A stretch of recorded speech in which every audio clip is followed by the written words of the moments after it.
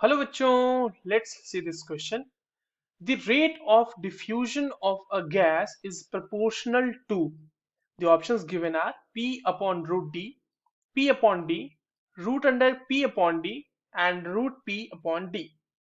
तो चलिए इस क्वेश्चन को सॉल्व करते हैं बच्चों, और सबसे पहले ये देखते हैं कि ये क्वेश्चन हमें किस की कॉन्सेप्ट के बेसिस पे पूछा गया है. देखो, ये जो सवाल हमसे पूछा गया है ना, वो बेसिकली पूछा गया है ग्राहम्स लॉ ऑफ डिफ्यूजन से. ठीक है, जो कि हमें अलग अलग पैरामीटर्स के साथ रेट ऑफ डिफ्यूजन का रिलेशन प्रोवाइड करता है, ग्राहम्स लॉ ऑफ डिफ्यूजन. अब चलिए देखते हैं कि बेसिकली जो रिलेशन है वो कैसे है. तो अगर हम रेट ऑफ डिफ्यूजन की बात करें, so the rate of diffusion की हम बात करते हैं. तो रेट ऑफ डिफ्यूजन जो होता है, अगर आपने सिमिलर प्रेशर और टेम्परेचर कंडीशन रखा है, at similar pressure and temperature condition, तो रेट ऑफ डिफ्यूजन जो होगा वो इनवर्सली प्रोपोर्शनल होता है to the square root of density. देखो यहाँ पे डी जो है ना बच्चों, वो डेंसिटी है. ठीक है, डेंसिटी ऑफ गैस की बात हो रही है basically.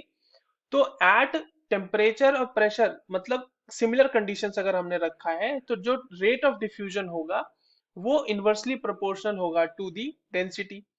Also it has been found that अगर आपने टेम्परेचर सिर्फ कांस्टेंट रखा हुआ है, तो रेट ऑफ डिफ्यूजन जो होगा वो होगा directly proportional to P. Pressure के डायरेक्टली प्रोपोर्शनल होता है वो.